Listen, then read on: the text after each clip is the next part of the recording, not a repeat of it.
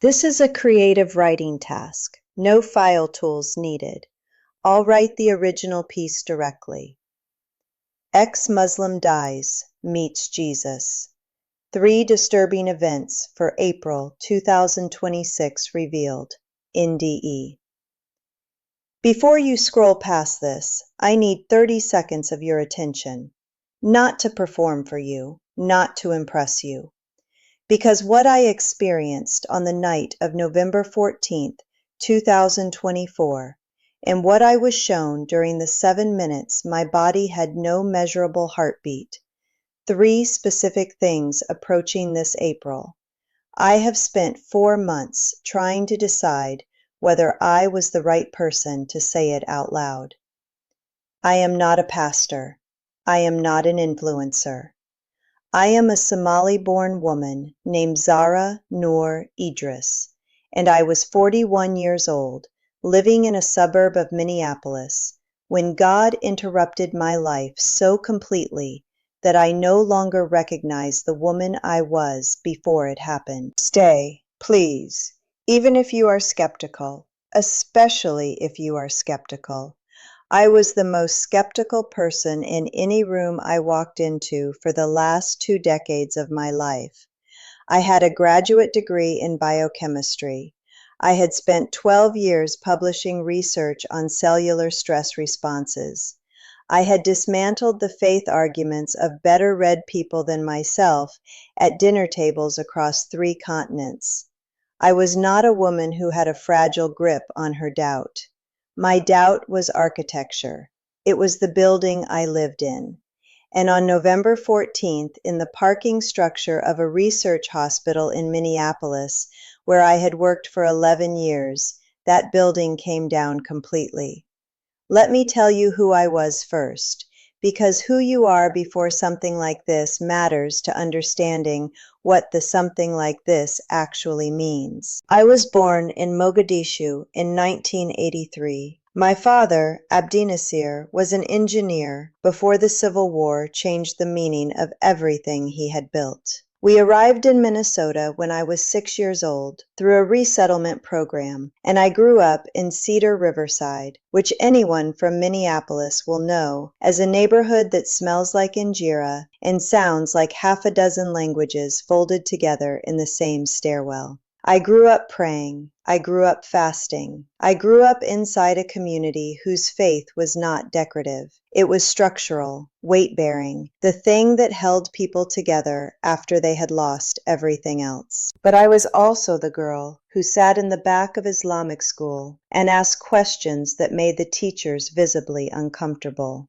Not to be difficult, because I genuinely wanted to know. Because the architecture of belief, the internal logic of it, fascinated and frustrated me in equal measure. By the time I was 20, I had moved from observant Muslim to what I privately called a cultural practitioner. I kept the holidays, I kept the language, I kept the community, but I had quietly evacuated the theology, the way you move furniture out of a house you have decided to sell. My mother Hodan knows this about me now. She did not know it for 20 years. That is one of the many things November 14th forced into the open. I never married. I had a relationship in my early 30s that lasted 4 years and ended badly and left me the kind of self-contained that takes a long time to build and even longer to dismantle. My work became everything. I was good at it. I was genuinely good at understanding the mechanisms by which cells respond to catastrophic stress, the molecular pathways that either save a cell or let it collapse. The irony of that specialty has not escaped me since November 14th.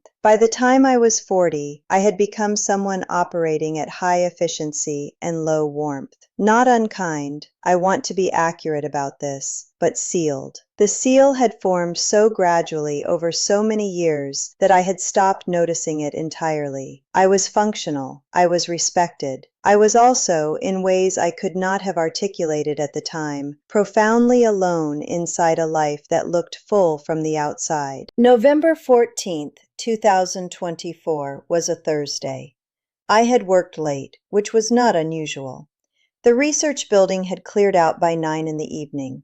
I was walking to my car in the parking structure, level 4, northeast corner, under the kind of fluorescent lighting that makes everything look slightly posthumous. I was carrying a laptop bag and a cold cup of coffee I had forgotten to finish. I was thinking about a grant deadline.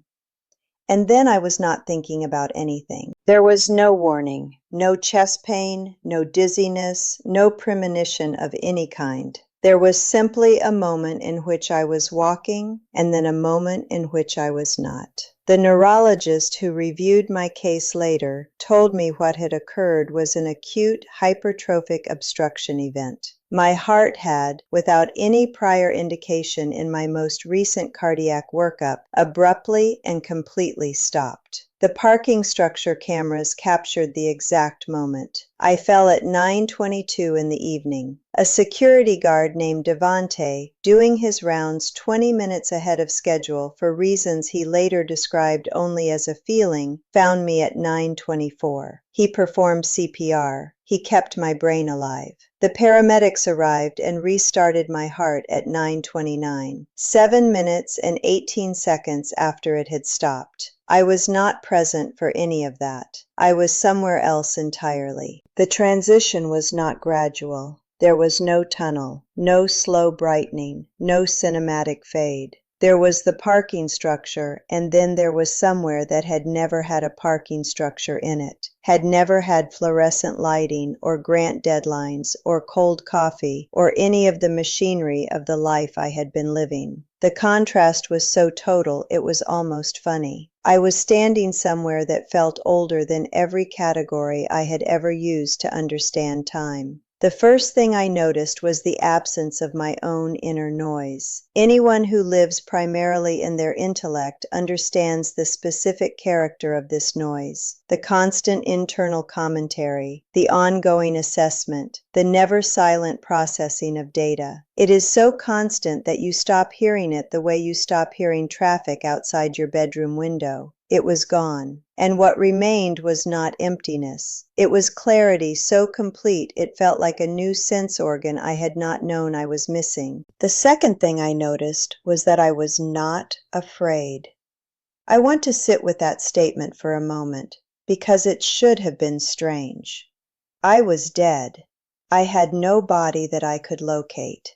I was in an environment I had absolutely no framework for. And I was not afraid. Not the absence of fear that comes from numbness or shock. The presence of something that made fear irrelevant, the way a large enough light makes shadows irrelevant. Something that was holding the entire space I was in, and holding it with a steadiness that felt older than the concept of steadiness. And then there was the figure. I am a scientist. I am going to tell you this the way a scientist tells it, which means I am going to tell you exactly what I observed without collapsing it into the pre-packaged language of any tradition I was raised inside. What I saw was a man, not a vision, not a symbol, not a light that I am retrospectively calling a man. A man, present the way a physical object is present, specific, located, with dimension and weight and a face. He was from the Middle East, not the abstracted, repainted Middle East of Western religious iconography, the actual geography, olive skin and dark eyes, and the particular quality of face that belongs to the region between the Tigris and the Nile. He looked like men I had known. He looked like the kind of face that has existed in that part of the world for thousands of years and has absorbed thousands of years into it. He looked at me with an attention so complete it felt like being read. Not examined, not evaluated. Read. The way you read something you have loved for a long time and know by heart and still want to read again. He said my name, Zara. 2 syllables I have heard my entire life, and never like this. Never carrying what my name carried in that moment, which was the weight of everything I had ever been, every version of myself, including the sealed off one, Every year of the cold coffee and the grant deadlines, and the building I had constructed out of my own doubt. And underneath all of it, underneath the construction, the original reaching thing, the part of me that had wanted to find God and had decided instead to be too intelligent to look. He knew about that part. He had been watching it the entire time. I tried to say something and could not. He said very simply, "I know who you were looking for. You looked in the wrong direction, but you were always looking. That is why you are here." I fell, not because I chose to, because what my legs were built for and what was being communicated to me were not the same scale of thing. He said, "I have something to show you. When I send you back, you will say what you saw, even the parts that cost you the life you built, especially those parts." I said, in the manner of someone who has just had every coherent thought dismantled simultaneously, "Where would you be sending me back to?" He said, "To the work, to Devante, who was ahead of schedule for a reason, to the research that was always pointing somewhere you would not look, to the conversation with your mother that you have been postponing for 11 years. He raised his hand, and I saw in the center of the palm a scar. And something in me that had been a biochemist for 20 years and had published 16 peer-reviewed papers and had never once in all of that precision and rigor allowed for the possibility of this specific scar and this specific palm went completely quiet and completely still. I took his hand. He said, "Watch." The first thing he showed me was myself. Not a flattering version, not a critical one. An accurate one. He showed me Zahra Noor Idris at 22, at 29, at 35, at 40. And I saw what I could not have seen from inside it. A woman of genuine and ferocious intelligence who had aimed that intelligence at everything except the one question underneath all her other questions. The question she had been most afraid to ask with real openness, because real openness would have cost her the identity she had built. He did not say this with condemnation. He showed it to me the way a good doctor shows you a scan. Here is what is happening. Here is what it means. Now let us talk about what comes next. He said, "Every sincere reaching toward the living God, regardless of the name it is done in, regardless of the tradition or the century or the language, I see it. I have always seen it. Your reaching was real, even when your conclusions were wrong. And I am moving now in communities that have been told I am unavailable to them, reaching back toward everyone who reached toward anything real. And what is coming is a convergence no political scientist will have a category for." He said, "Watch what is happening underneath." The second vision was a map, but a living one. Not borders drawn in ink, but something more like a thermal image. Heat signatures of spiritual activity across the world. And what I saw in the Muslim-majority regions of the map was not what I would have predicted. There were points of intense and growing light in places that should, by every external measure, have been hostile to them. Iran, Afghanistan, Algeria, Libya, Indonesia, Malaysia. Pockets of community forming not around institutions, but around shared experience of direct encounter. Men and women who had met something in their dreams, in moments of extremity, in the specific kind of darkness that strips away every comfort and leaves you with only the question of whether anything real exists. He told me this movement was the fastest growing phenomenon in the religious world, and one of the least covered stories in any media. He told me it had no headquarters and no spokesperson and no denomination, which was precisely why it could not be stopped. He told me the church that grows in hiding grows roots that cannot be pulled out. And what was coming in April of 2026 was not the beginning of this movement, but the moment its surface broke through. 3 things. He showed me 3 specific things. The first was a rupture in what he called the surface tension of spiritual silence. There are people, he showed me, hundreds of thousands of them, scattered across secular institutions and research universities and medical centers, in exactly the kind of environment I had spent my career in, who have had encounters they have told no one about. Scientists,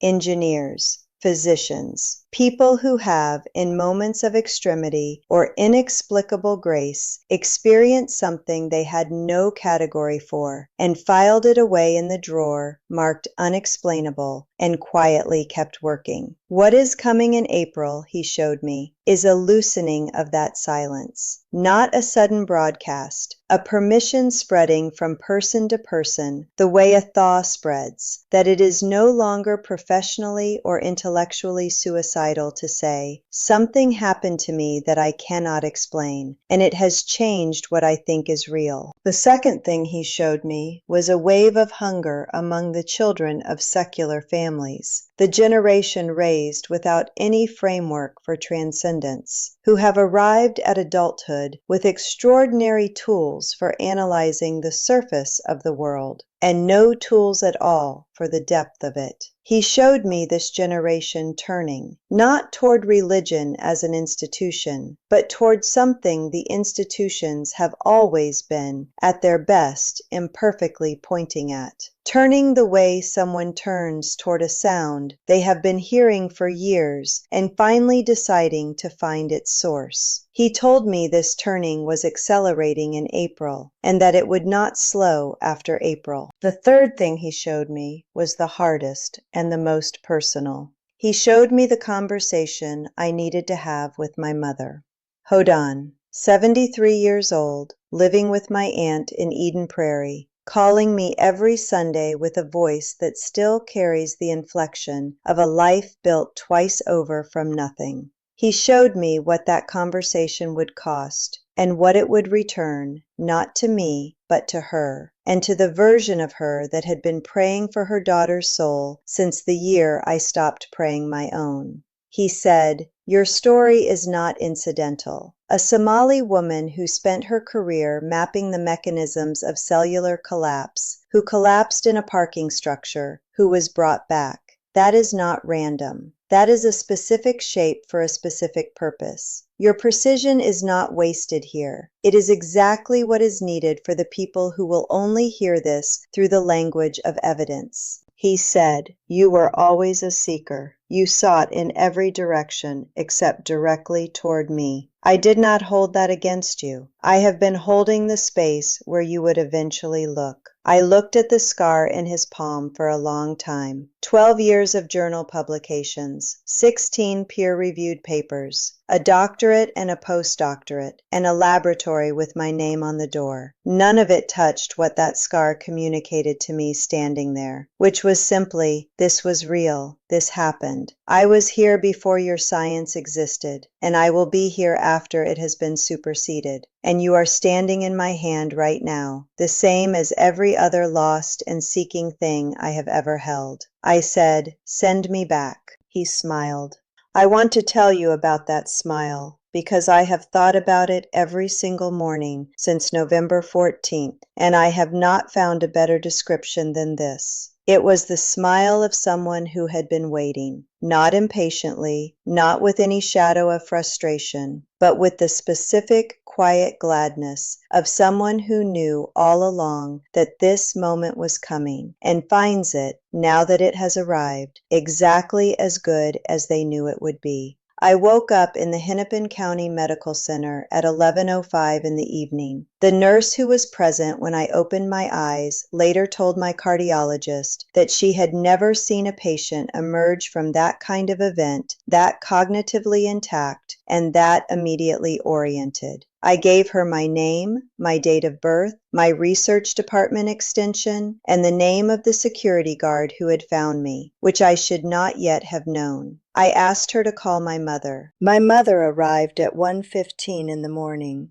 She walked into the room, looked at my face for approximately 3 seconds, sat down in the chair beside my bed, and said in Somali, "Something happened to you that did not happen to your body. Tell me." I told her, all of it. For 2.5 hours, she did not interrupt once. When I finished, she was quiet for a long time. Then she said something I will carry for the rest of my life. She said, "I have been making dua for you every day since you were 20 years old, and I want you to know that I did not stop making it even when I could see you had left. I asked God to send someone to find you, even if that someone had to be God himself. I have been back at work for 3 months. My colleagues have noticed something different about me and attributed it variously to the cardiac event, to the medication, to what one particularly well-meaning friend called a natural reassessment of priorities after a near-death experience. I have not yet told most of them the complete story. I am telling it now, here, because I was sent back to tell it, and because April is coming. To any scientist watching this, I am not asking you to abandon your rigor. I am asking you to turn it toward the question you have been the most disciplined about not asking. The methodology of genuine inquiry does not have an exemption clause for the most important question. The man I met in that parking structure of the spirit, the one with the scar in his palm and the eyes that had no end, he is not afraid of your questions. He has been waiting inside them this whole time. To any Muslim watching this, I was you. I was raised in the same architectural faith, the same 5 times a day structure, the same community whose survival depended on its coherence. I am not here to tell you that what you were given was false. I am here to tell you that what you were given was pointing at something, and that something is real, and that he is closer to you right now than any institution has ever told you was possible. Ask him tonight, directly, without intermediary. If you are real, show me. He will answer. He answered me in a parking structure on a Thursday in November, in the middle of my very self-sufficient secular life, and I was the last person anyone would have put on the list. To everyone else,